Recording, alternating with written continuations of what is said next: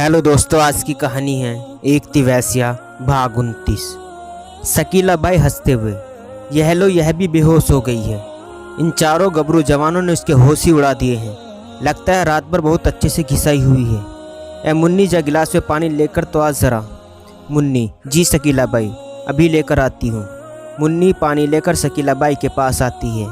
Shakeela by पानी से भरा गिलास कुसुम के ऊपर पलटा देती है।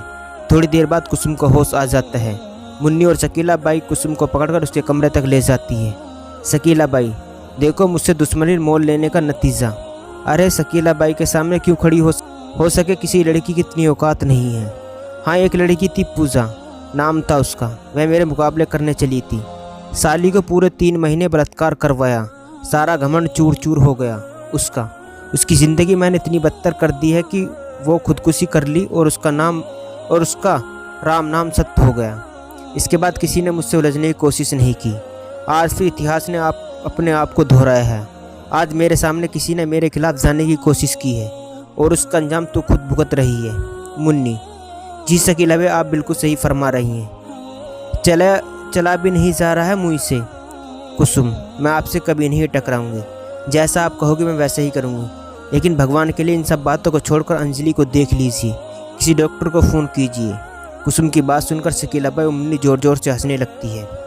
कुसुम हैरानी से, क्या हुआ, तुम दोनों क्यों हंस रही हो? शकीला बाई, तुमने बात ही हंसने वाली की है। कुसुम, क्या मतलब है तुम्हारा? मुन्नी, मतलब कि यहाँ शीश महल में डॉक्टर भी शकीला बाई और यह मरीज़ भी ही है, अन्नदाता भी ही है और भगवान भी ही है। इनकी इजाज़त के बगैर शीश महल में एक पत्ता भी नहीं हिल सकता। यहाँ कभी कोई डॉक्टर मरीज़ देखने नहीं आता। यहाँ सब अपनी प्यास बुझाने आते हैं, समझी तुम? कुसुम, हाँ समझ गई। भगवान के लिए तुम दोनों भी मेरी बात भी समझो। जल्दी से अंजलि को देखना, देखो उसे क्या हुआ है। शकीला भी, हाँ देखते हूँ। वह अंजलि की नब्ज़ चेक करती है। अंजलि के हाथ पैर बिल्कुल बर्फ़ की तरह ठंडे पड़े हुए थे। उसके कपड़े और बिस्तर खून से लथपथ थे। उसका बदन बिल्कुल अकड़ा हुआ था। कुसुम, अंजलि उठ मेरी बहन। शकीला बाई, अब यह कभी नहीं उठेगी। कुसुम, क्या मतलब है तुम्हारा? मुन्नी, शकीला बाई के कहने का मतलब है कि अंजलि मर चुकी है। अब वह कभी वापस नहीं आएगी, क्योंकि मरे हुए लोग कभी नहीं उठते। कुसुम के पैर उतरा ज़मीन खिसक गई। ऐसे कैसे मर गई? यह मुझे छोड़कर नहीं जा सकती।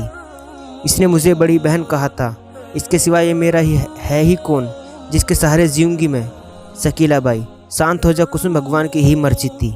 शायद भगवान ने उसकी ज़िंदगी के इतने दिन ही लिखे थे। कुसुम पापिन, तूने मारा डाला इसे। 12 साल की बच्ची पर 4 संडे मुस्टंडे चढ़ाए हैं तूने। मैं तुझे जान से मार दूंगी।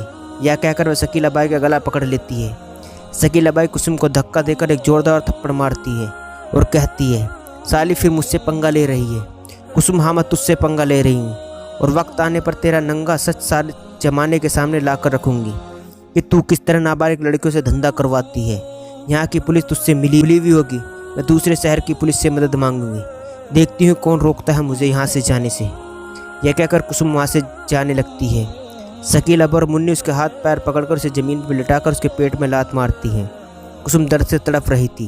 शकीला उसके पाँव में जंजीर बांधकर उसे खिड़की में बांध देती है और फिर अंजलि के पास बैठकर कुछ सोचने लगती है। शकीला बाई के दिमाग में एक उपाय सूझता है। वे एक मजदूर को बुलाकर शीश महल के अंदर बगीचे में गड्ढा खुदवाकर अंजलि की लाश उसमें दफन कर देती है। कुसुम इस हादसे से पूरी तरह टूट चुकी थी। उसके कमरे में से अंजलि की चीखों की आवाज़ें आ रही थी।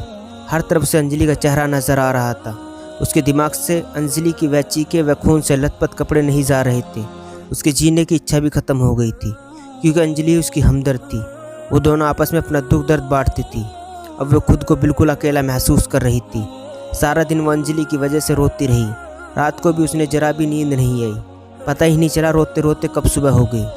कुसुम को बार बार अंजलि कही वो बातें याद आ रही थी कि मैं यहाँ से भागकर कहाँ जाऊँगी। मेरा तो इस दुनिया में कोई भी नहीं है। सौतेले बाप उसे यहाँ भेज गया है और उसको सौदा उसकी माँ की रजामंदी से हुआ है। कुसुम खुद को कोसती है और सोचती है, अंजलि यहाँ से नहीं भागना चाहती थी। मैंने इसे भागने के लिए तैयार किया था। काश मैं अंजलि से कभी मिली ही न होती। कम से कम वो बेचारी जिंदा तो रहती। अंजलि की मौत की जिम्मेदार कहीं ना कहीं मैं भी हूँ। कुसुम की आंखों से आंसू रुकने का नाम नहीं ले रहे थे। कुसुम अंजलि को अपनी सगी बहनों की तरह प्यार करने लगी थी, इसलिए उसे सब्र नहीं आ रहा था। क्या होगा आगे, जानने के लिए कहानी का अगला भाग जरूर देखें। दोस्तों ये था एक तिवैसिया भाग 29। दोस्तों कहानी अच्छी लगी हो तो चैनल को सब्सक्राइब करना न भूलें।